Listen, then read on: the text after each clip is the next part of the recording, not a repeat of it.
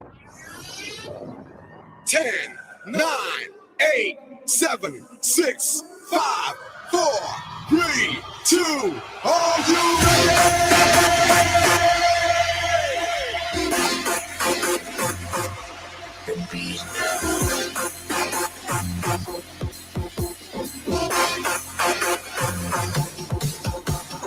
Party starter, you feel the flow. I'm the party starter. Are you ready to go? I'm the party starter, party starter, party starter, party starter. I'm the party starter. Everybody, let's go. I'm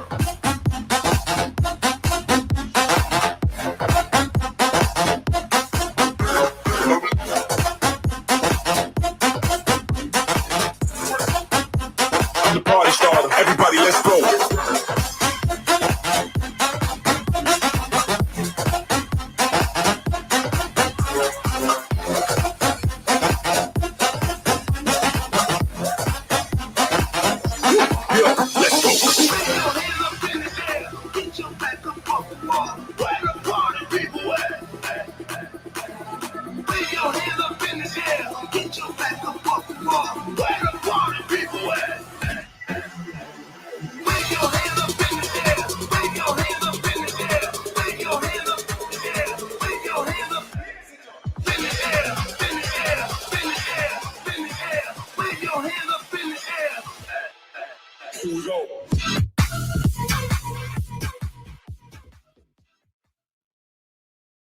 Welcome back to Gupshup with Indo-Canada Arts Council's Diwali celebrations.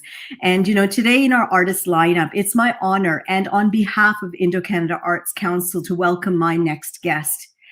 An artist's journey to become a world-renowned dancer, it's not always paved with gold. Fire, passion, and individuality make a dancer stand out.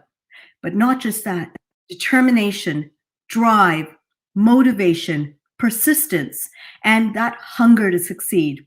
We have with us none other than the guru of all dance in India for contemporary dance, jazz, and combining it with Bollywood, none other than Shiamak Davar. Welcome to our show today. Hi, thank you so much for having me. Thank you so much. So sweet of you. No, Shiamak, you're celebrated not just in India, but around the world. You are celebrated for revolutionizing dance. You're hailed as a guru of contemporary dance in India, but it was not always easy. You had to go through an entire process. And that is not always an easy task when you're young. You don't have years of experience behind you. How did you get through that? Because you come from a family of educationalists. It's not that you had artists that were performing on stage in your family. No. You come from a family where education was held in high esteem. Following a traditional sort of course of work and career is usually what we are expected to do. And there you are, born into this family of educationalists with an artistic soul. That was funny. My father and mother, they would run a commerce college called Davar's College of Commerce. And they even went to MIT and in 1961. And daddy got his PhD and everything done there. And mommy went there as well. And then they conceived me in Boston. And then they finished their stuff and they came back.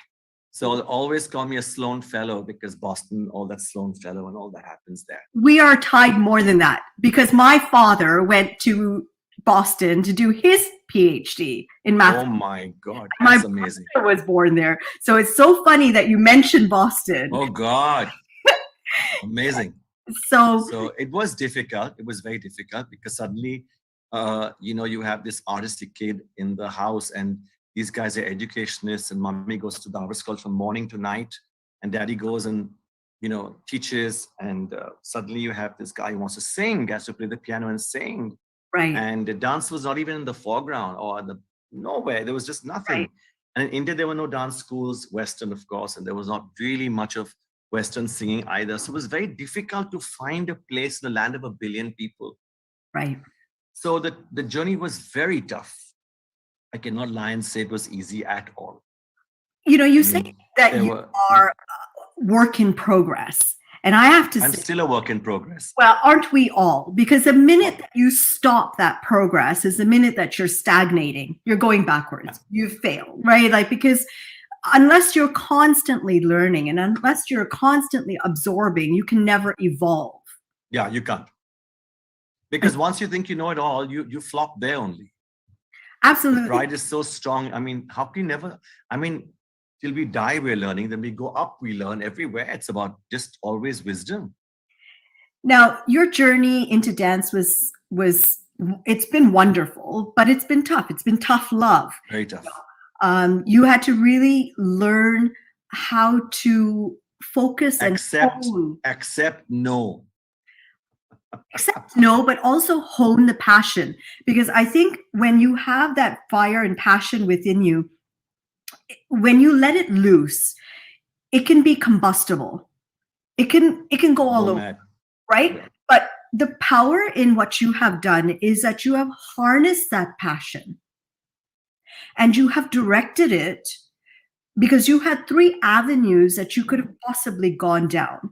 You were started off with singing as a young child, but you were equally interested in acting, because I believe that you used to pretend, even as a small child, to step out of the curtains with a Coke bottle, pretending it was a mic, right? And I can recall doing the Bee Gees as lip syncing to them, and we would make out the instruments with the cardboard guitar, and we would string on. We were dying to do that sort of thing. It was much before the time that anyone was talking about, you know, cover songs and all of that.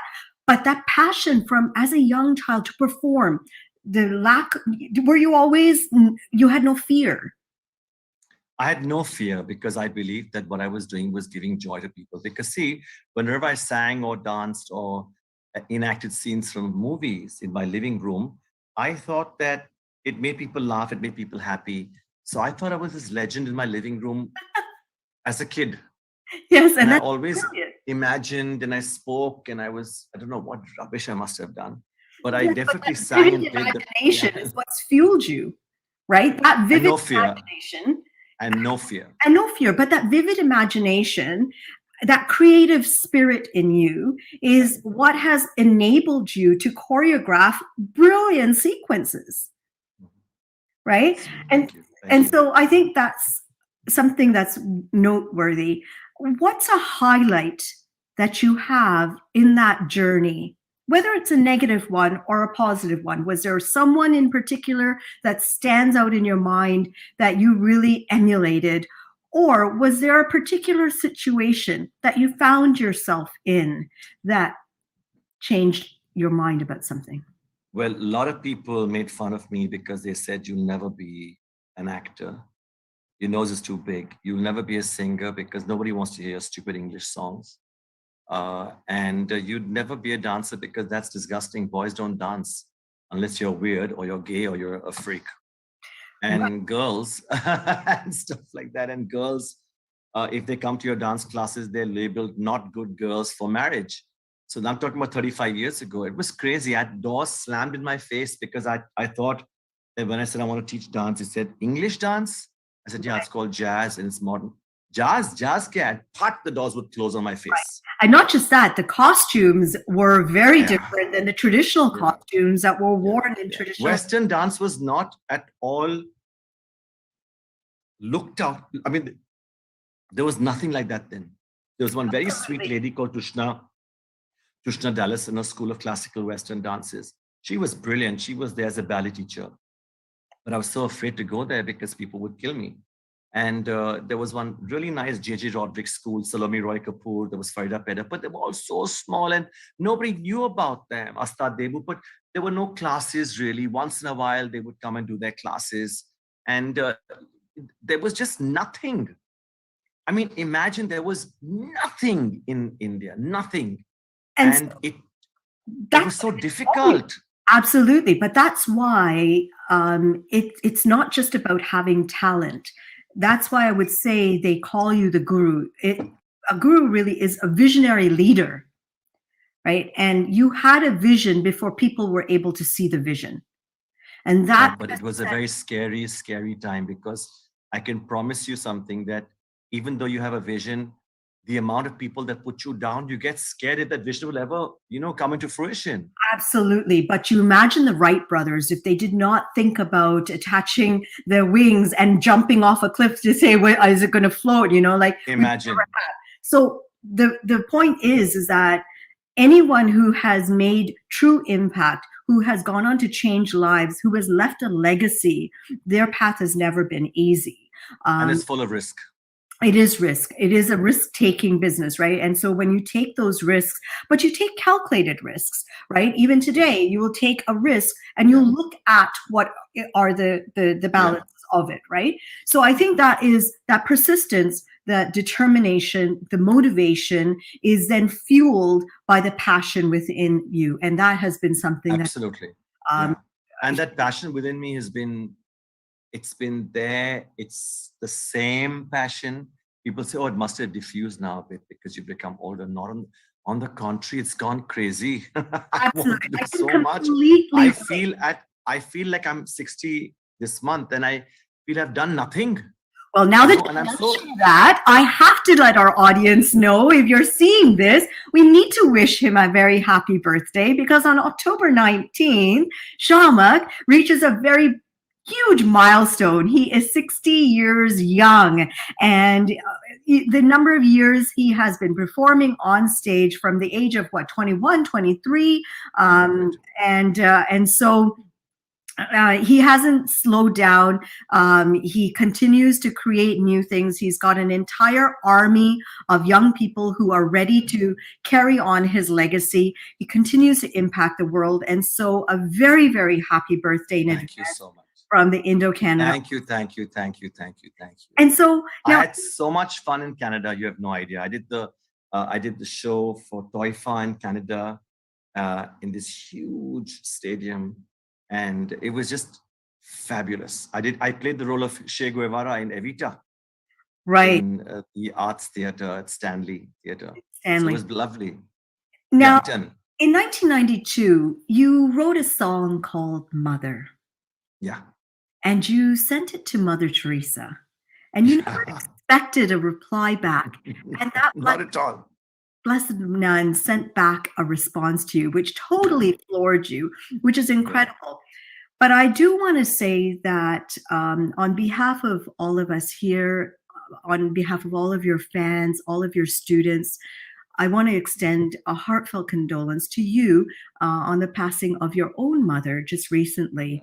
And I want to just read a few lines from the lyrics of that song, and we're going to watch that video just shortly, but I want to say, we can only see that is she who can change the melody of life by giving and yet not getting. But for the sake of giving, she's living. God, she's so bright in blue and white. And so your mom, tell us a little bit about her, because I know she has played such an important role for you, and has been a huge mentor, a guide, someone who has been, that you speak of fondly all the time, and has had a huge impact on you. Yeah, she's been very cliche to say the wind beneath my wings and my guiding light, but she has been. Yeah. And she's been there for me like a rock. She's like a rock. She's a rock star herself. And she's been with me for, I think, every single show in my life. And I mean, she may have missed a few, maybe 5, 10 in the 30 years of, but every single show. And she's my biggest fan. She's very tough on me when I'm not performing at my best. And she says it with so much love. She's a very giving lady. She's obviously highly educated, which was very unlike me in school. I used to get 56%, and that was it. You know what? She was your other side of you, the artistic side. I think school, as a teacher, a former teacher myself, I have to say that the marks that you get there are not a reflection on who you are as a person or on your talent. or on your talent. It is a mark that's given based on some sort of criteria, often that kids don't even know what they're being assessed on, and it's a judgment.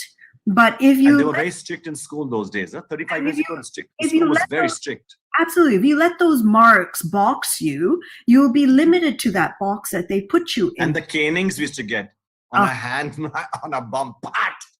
But your mom gave you the bit wisdom. Your mom and dad gave you the wisdom. Yeah, they were both beautiful. That you used and create today with. So, well, for those of you listening and watching right now, we're going to watch this song called Mother that Shiamak actually sang and wrote in 1992. He released it in 2006. Stay tuned. We're going to be back. We're going to continue, and we're going to really unpack Mr. Shiamak Davar, who is in studio with us. We are thrilled to have him here. Thank you, Annie.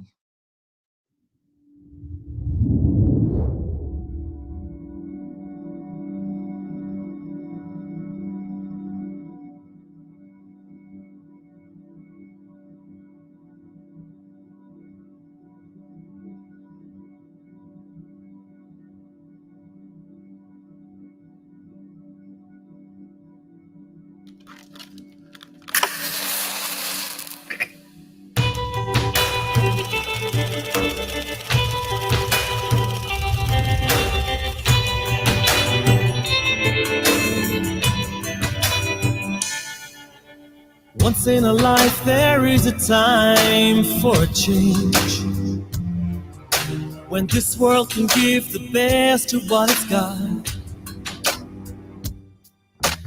People hungry, lonely everywhere, not a smile on a face, and sadness, are we lost?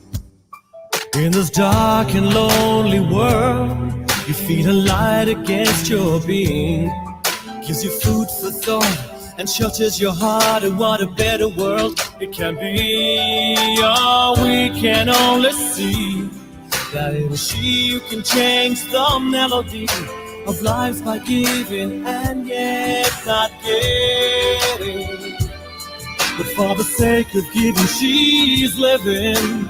God, she's so bright and blue and white.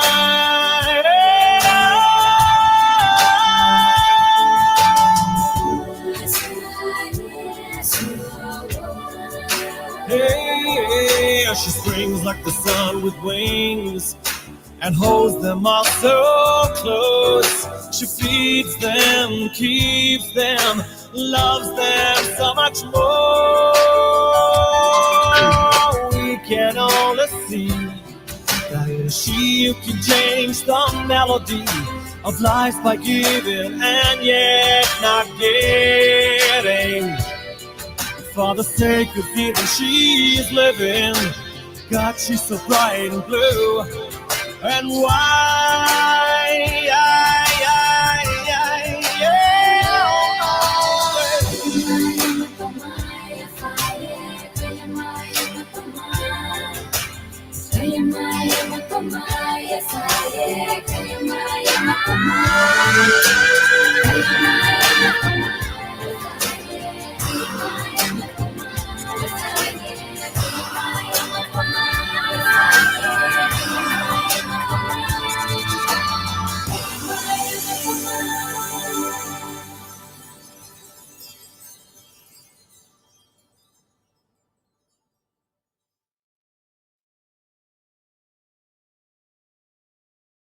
Now, you've been a fan of performing arts, drama, dance, and music as a child, but your passion for dance was really spiked after you went for a training session in London at the Pineapple Dance Studios.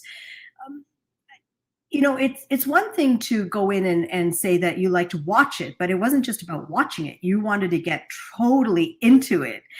What triggered you at that moment? And you knew at that point that you wanted to pursue dance and not really singing and acting.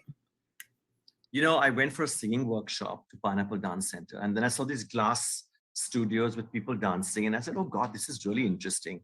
Let me just try it. So I did one class with a gentleman called Charles Organs, who was called Mr. A. Then I did something with Arlene Phillips. and then there was Gillian Lynn, and there was another Wasaw, and these were fabulous classes. And because they were so good, the classes, I said, let me try. And the joke was that I took to it like fish to water. So the thing was that the gentleman there, actually, the teacher said, you've obviously been trained before. I said, no, I've got no training in ballet, nothing. He said, but how can that be? You've got a great turnout. And so to cut it short, basically, he made me stay and do the classes. And eventually, I think it was fantastic because I learned so much then.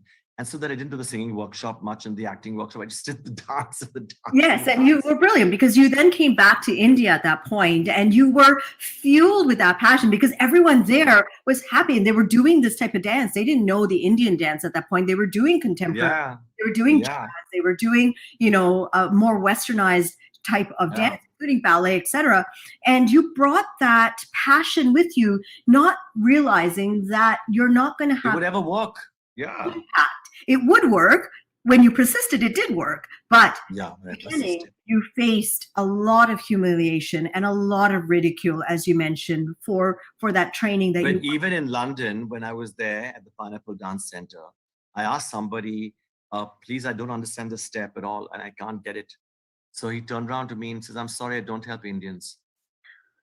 Yes, well, But honestly, at that time, I didn't even know what he said because I was so stumped. So you don't know what to say, you don't know what to answer. I said, oh, okay. And I just kept quiet. I mean, it's now in hindsight, do I say, my God, what did I hear?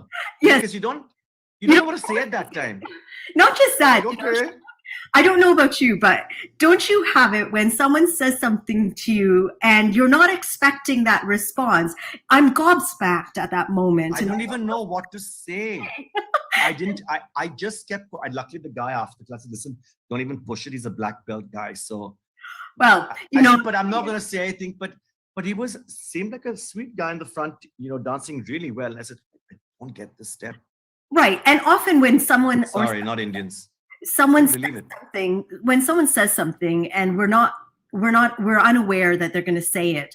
For me, particularly, it's after that I realized I could have said this or this was. And I would say I could have said this. And that. No, I was quiet the next day in class as well.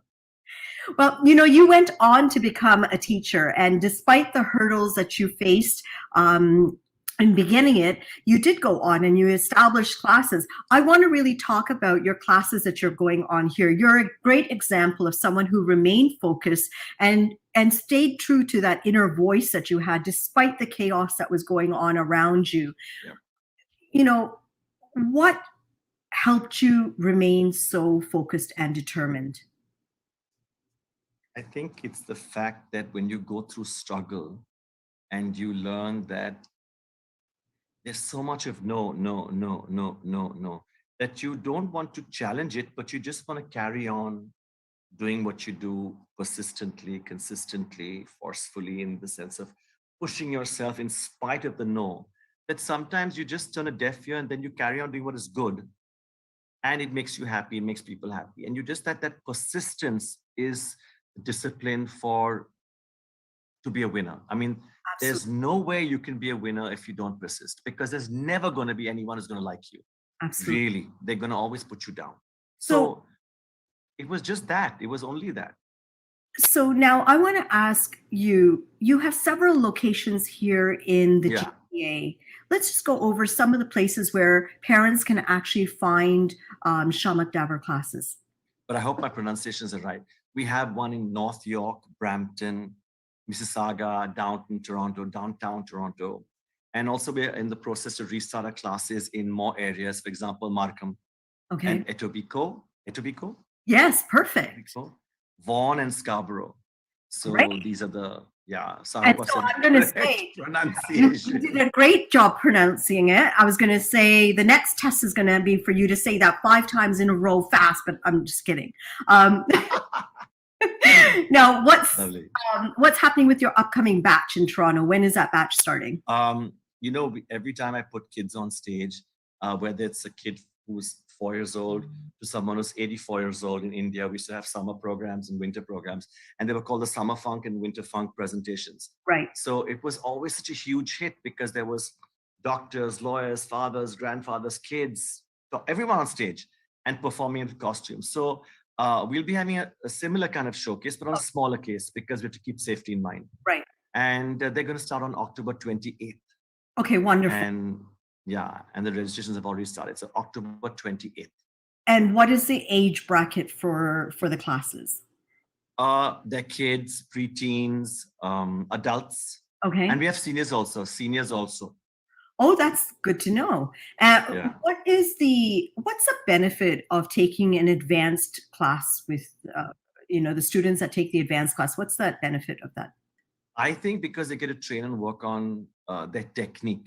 Because see what happens in Western dance. There's a lot of technique involved. In ballet, there's technique. In jazz, there's technique. In contemporary, there's technique.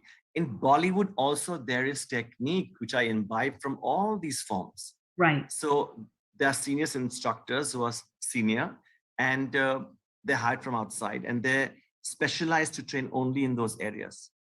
And then they can be a part of my professional show as well. So like Diwali RazzMatazz, etc. It was wonderful to have you.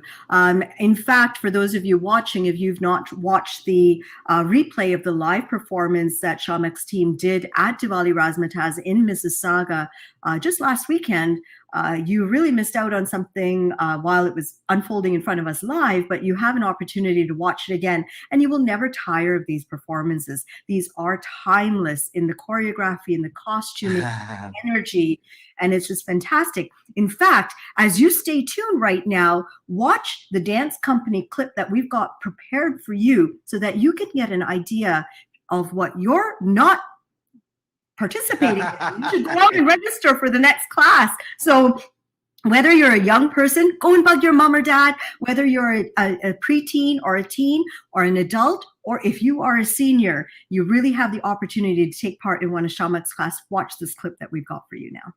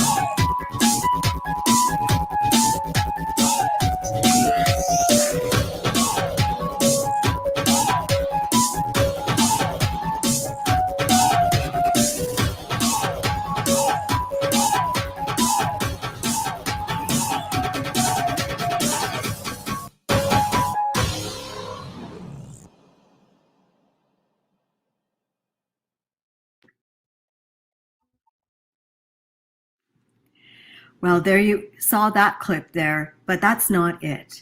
Shiamak, in 2004, founded a part of his company, a not-for-profit part of his company called Victory.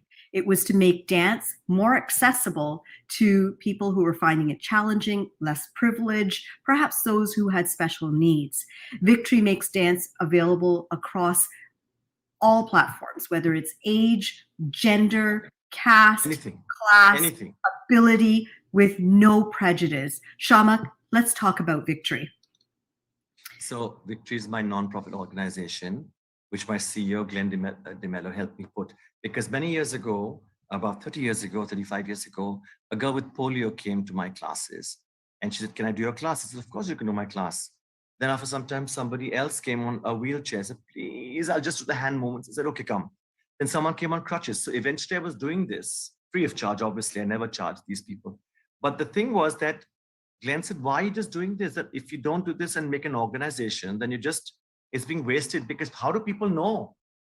Because I said, but I like to do it quietly and all. I don't want to.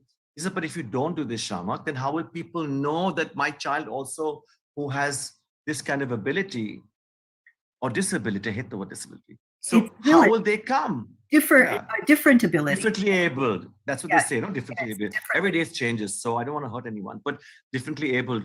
So the thing was that I then started Victory Arts Foundation. And then I use them in my shows. I use them in my television. I use them in my films. If you saw my film called Rab Ne Banani Jodi, which was with Shah Rukh and Anushka Sharma, there's Shubham, who can't speak and can't hear, but he was dancing phenomenally in the movie. So I use them in my shows. I use them in my programs. And then people said, oh, even my child has got this kind of problem. Can you please teach them?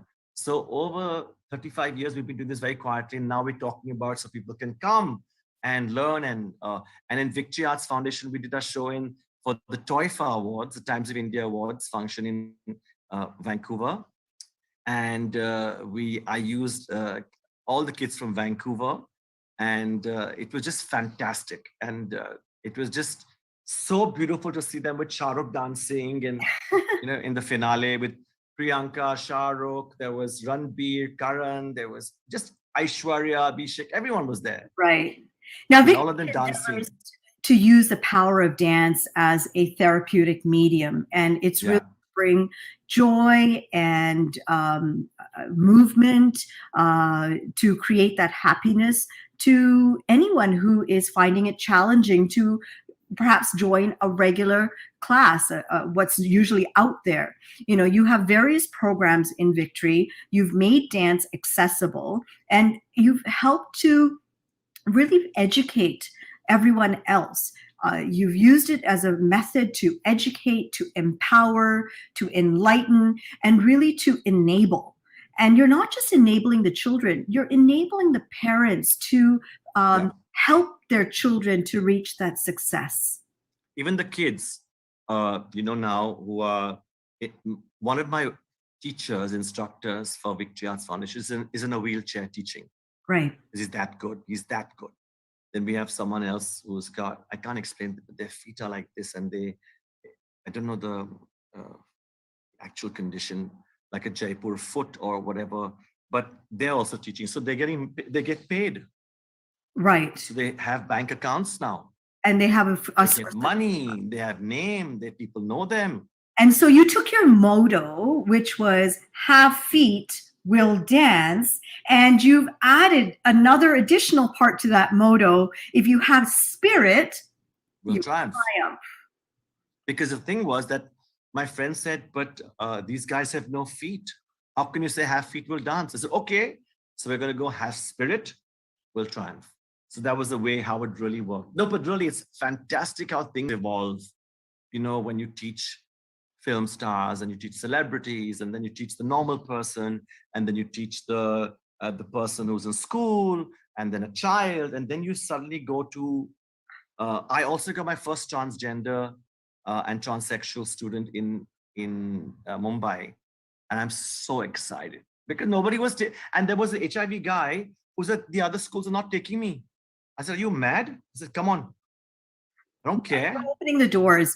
It's wonderful to hear that. And, for those of you who don't know yet, you can follow Shiamak on Facebook as well as on Instagram. You can follow at Shiamak Toronto on Facebook and Instagram. Shiamak Vancouver is also there. I'm going to spell it out.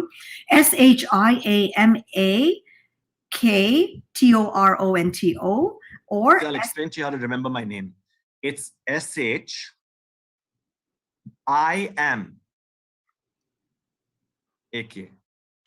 AK is my initials. SHIAMAK. There we go. That's it. Annie Koshy, Annie Koshy, Annie Koshy. And there you go. So much like Priyanka, so much like Priyanka Chopra. Thank you. And so we're going to watch a victory show reel just so that all of you watching can get an idea of how these differently abled children and preteens and adults are actually using dance to heal and to empower and to enable them to go and if anybody has kids like that, please bring them. We don't charge them any money. Just bring them and we'll teach them. Absolutely. Take a look at this reel.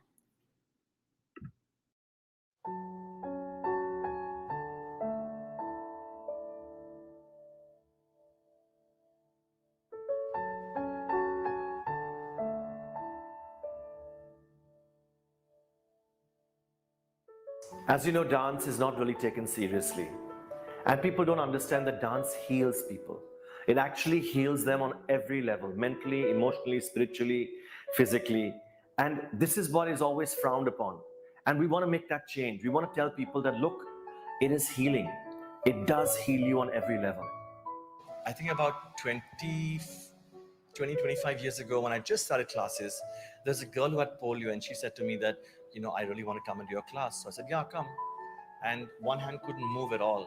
And by the end of the year, I think her hand, she comes up to me and she says, my hand is moving a little more. And I said, really? I said, how is that possible? Because you have polio. She said, I don't know, but I swear my hand is moving more. My doctor's saying that's like a miracle. Now, that really made me think that, is it possible that dance can actually do this to somebody? And that's when the idea clicked. But then again, nothing happened for many years.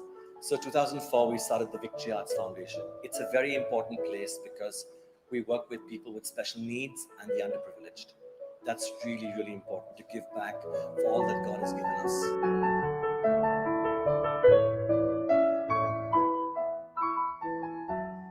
The 4 programs of Victory Arts Foundation is, 1 is the dance classes at the NGOs. My instructors go to several NGOs and teach dance as therapy. We give them a high of just being happy and being able to feel the music, hear the music, dance with the music, get up on their crutches and wheelchairs and dance, to give them that experience of joy. So Dance for Good is actually a program where we go to the people and we bring joy and happiness to them, because some of them are terminally ill, they can't come. Some of them are in old homes who can't walk even. So we go there, we entertain them, we give them joy, and you should see their faces. And they actually dance with us. And you have to see them dancing. They're wild, they're lovely. It's just magic.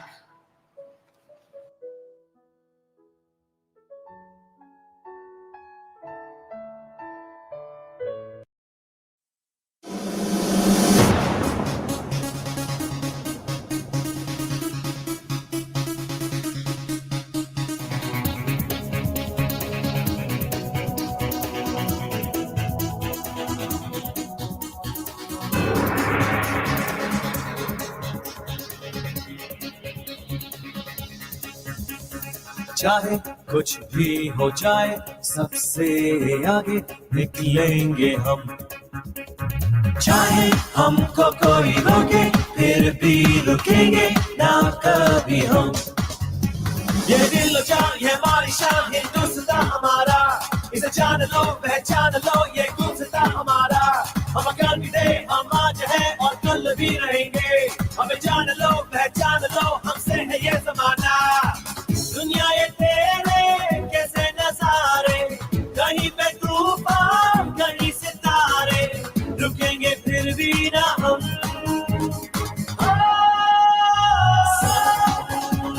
लो दिल की धड़कन, समझो दिलों का बंधन।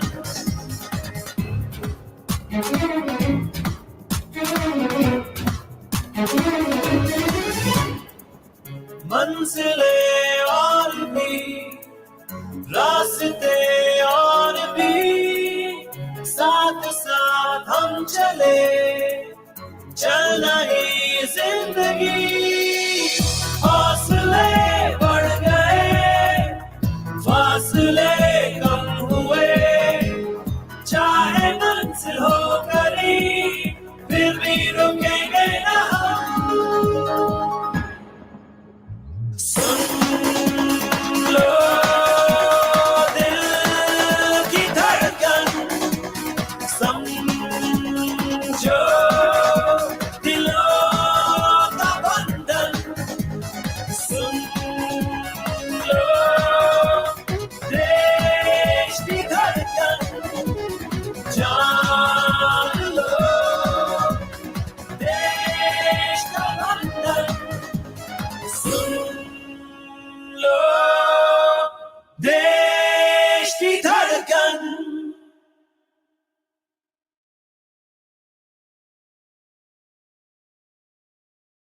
Shiamak Davar is known to have modernized India's dance scene, especially in the film and theater industry. He came about and brought about this Bollywood dance form, which was a combination of contemporary jazz, modern, Western type of dance form, combined with some sort of Indian moves, or at least to the Indian songs. And although many of us don't know this, his first dance break in the film industry was Dil To Pagal Hai, right? And it was Shah Rukh Khan, who used to wait for his wife, at that time his girlfriend, outside of your studio, you know. Wife, yeah. How did that come about? How did you break into Dil To Pagal Hai? Well, actually, Shah Rukh was just coming up as a star that time, and he would so sweetly at the, outside the gate would smoke cigarettes and wait patiently for his wife. And she didn't want to leave the classes, Gauri. And she was with me for many years. She became one of my lead artists and performing artists with me on stage. And then one day she said, just come for dinner. And I said, okay. So I went, and then Shah Rukh that whole evening drove me crazy. He said, you'll never make it if you don't become a choreographer in a film. It's my film. It's called Dil To Pagal Hai. There's Yash Chopra, there's Madhuri, there's Karishma. And I said, but my thing will never work. My style is too Western. He says, no, I promise you. And blah, blah, blah, blah, blah, blah, blah. He drove me crazy. Well, it was a tip of the iceberg, because you went on then from there to do Tal, and you did Doom 2, and you did Mika Baga, a Bug, and Bunty, Bubbly, everything. So many other films that you went on. So you were able to combine. It's funny that you were able to now use dance in another passion of yours, which was acting. Absolutely. And because you had a passion for acting as well, you sort of knew what was needed in the artistic sort of sense to act in the choreography sequence. Absolutely. That's why as a singer, I will sing as an actor. I will not sing a song just as a singer. I will sing it as an actor. What does it mean to set in the clowns? What does it mean to say these lines? Or I would not sing, I would act my song. So similarly in choreography, it's all about a story. So even in Dil To Pagal, she comes up and she sees Madhuri in her territory and she takes her zipper down. So for me, that also is choreography, and gets into a dance outfit. So everything for me is choreography. It's not about just steps. I visualize the costumes, everything. Yeah, every component of it creates the feeling, right? Is in that moment, and that's so essential. So as a dancer, you move from just creating dance sequences for stage performances to creating choreographed dance sequences for film. What was the subtle difference that you had to change in your mindset? You see, when you choreograph for theater, the last person, that's 1,000 person or the 1,001 person or the 2,000 person, is only that many people. So that person has to be able to see what you're doing. Right. So it's large. It can be small, but it has to be larger than life. Right. On film, even this could be enough for me. Right.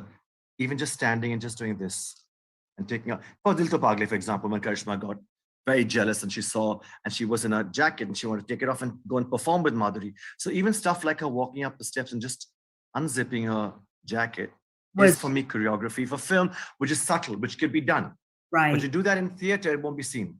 Right. And that is why when you have your shows, it's bigger than life because all the movements are quite large. You've got all of the dancers putting and extending their full arms and doing the arches to the back and, those leaps and all. It takes over the stage. So even if you have 10 or 20 or 40 performers on stage, whatever size it is, all of them, that energy comes out in. And then I use props and huge costumes, and I use a lot of, artistry, so puppets and stuff. So I love the stage more than film. In film, it's you film, you cut, and you cut. Now it is a challenge. You have to do that live. It's live. Yeah, you do that same movement like 20 times, right, from different angles, and it can become quite tedious and long because you want to get those shots from different angles and you want to get the over the shoulder. That's why I don't like editing too much my songs because, in the olden days, I could see Gene Kelly, I could see Helen. They showed the dance. Here, now it loses the dance. Helen was one of your favorite dancers. I know this. She was the best. I have never seen someone with that grace. Yeah. That time, with the skimpiest of costumes, not looking vulgar at all. At all, yes. And what a mover. She's my friend today on. Oh, you got special. Well, my fan. She's not the only one you have special privileges with. You have shared stages with the likes of Bryan Adams, Eddie Grant, Sting. You've worked with international celebrities like Oprah Winfrey, Tom Cruise, Will Smith, just a few. And so to rub shoulders with the likes of everyone who has any interest in arts, music, and singing, with the likes of someone like Shiamak Davar, it is a privilege for many of them because you are the guru of dance in India. How sweet. Now, but they were very kind to me, very kind. Even Richard Gere was so kind to me, Oprah. I cannot tell you how kind and loving they were when they were with me in my shows, honestly. You have been able to take the skills of a dancer and change into an amazing choreographer. Some of the techniques that person watching right now needs as they move from a skilled dancer into a skilled choreographer. We're just going to go over it. What's the importance of technique? Technique is extremely important for dance today because dance has really developed. No more can you just be a raw vegetable. You have to become the fabulous salad that you have to be. You can't just have no technique in dance. I mean, you can, but then you have to be superbly talented, but it's so lovely that you have education facilities that can hone that talent for you and can bring it out. But technique is very important. And most important for choreography, I think, is the fact that you have to say what the guitar is saying, what the drums are saying, what the percussions are saying, what the violin is saying. You have to make music made visible is dance. Right. Music made visible. So that becomes dance. So you have to explain that as a story or somewhere. Now, the other aspect of a good choreographer is leadership. Yeah, very important. Very, very, very important. If you do not know how to command your dance troupe and make them really, really there's a fine balance between soloists and group performance. Mm-hmm. And your troupe has to be like a unit. Right. Like our body is a unit. You can't separate the hand and the eye and the leg. It has to be one unit. Right. So leadership, if you can keep them in that, body, mind, soul, emotion, spirit balance you've made, that is so important because they should not be, you see, when they dance, they think of it as a foot movement or technique. But if you don't understand it from a soul point of view, not a S-O-L-E, S-O-U-L, yes, and what it's saying, then you cannot be a performer. You'll just be a lovely robot. Absolutely. How do you The determine, heart doesn't work. how do you, sorry to interrupt you, how do you determine from one of your group of dancers, because all of them are passionate about, how do you see that someone in your group has that leadership quality that you want to groom into your next leader for the troupe? I'll give an example of an actor because that's the way you'll understand it easier. So Shahid Kapoor was my student for many years, and he was very talented. In fact, the choreography you see, the dancing that you see in films with him, he's very good. But what I have seen him as a dancer, no one has seen. So I'm waiting for some kind of choreographer to take him to that space, what I used to see him on that level. So he's holding back. So he's holding back because also it depends on the choreographer. It depends also on the song, depends on the director. But if I was given choreography with Shahid, I would take him to a place where he would zap the country. Because I've seen him. So it's a matter of being able to pull out, and I agree with you on this. The eye, you have to have the eye to see who it is. And sometimes your students will not even see it in themselves. As a visionary teacher, you will see the potential of someone, and it's up to you to then help them polish that faucet of their personality. Absolutely. Absolutely. You have to have the eye to spot talent. That is why, luckily, Baman Irani, of course, you know who he is. Yes, absolutely. He was my photographer, and he would photograph all my summer funks. And one day I said, you have to come with me for lunch. And I was pulling his leg, and I took him to meet Alec Padamsi, who was the guy who played in the movie Gandhi Jinnah, which got the Oscar. Yes. So he was my director. So he said, where are you taking me? I said, I'm taking you to Alec. And I made him audition for Alec because he used to mimic and make fun and joke and all. And I said, God, you can act. And I shoved him into Alec.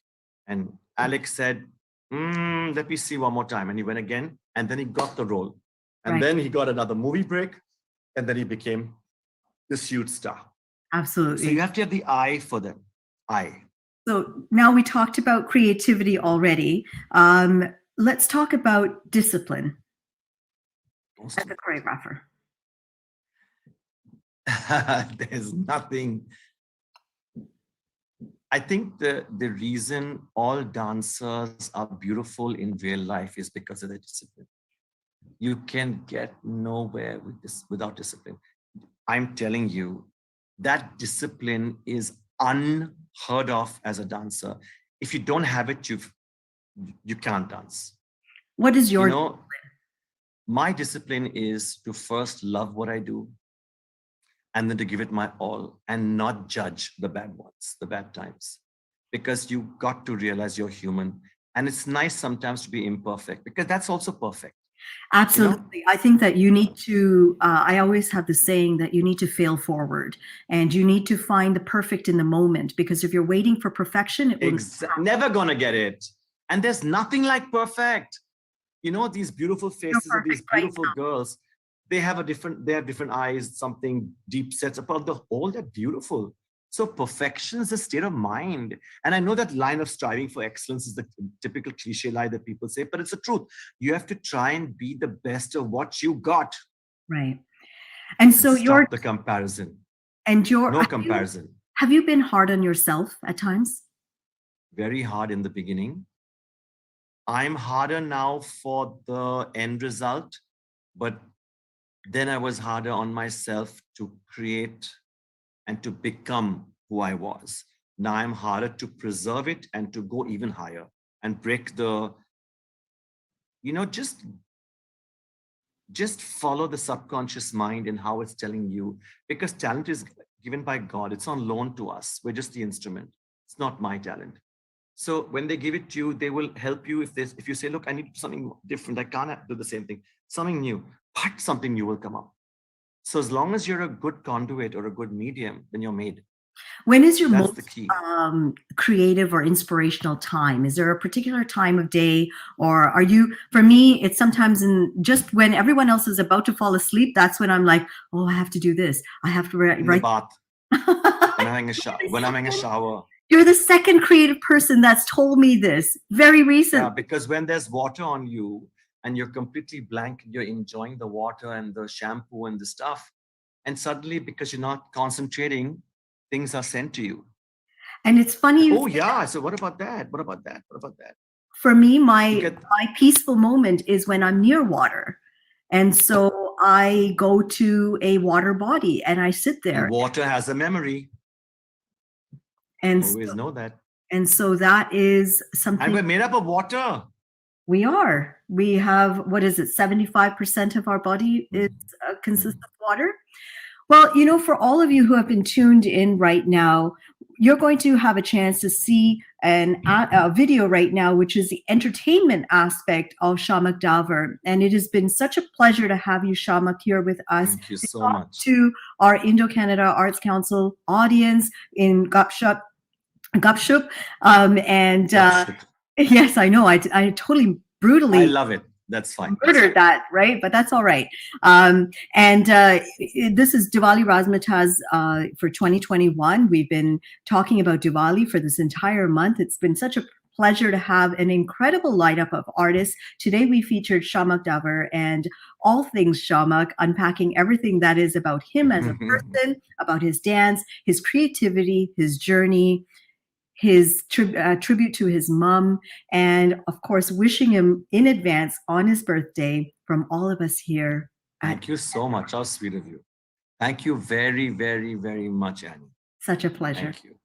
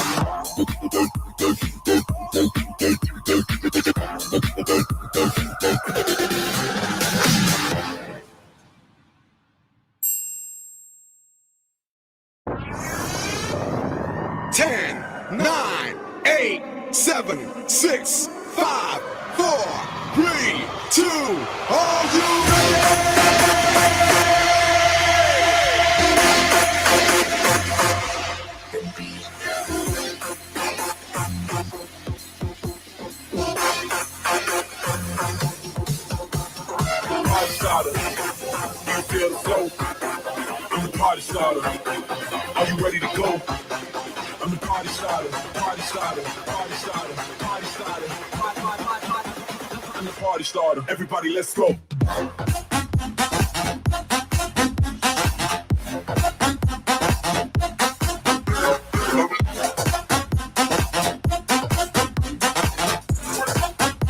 I'm the party starter. Everybody, let's go.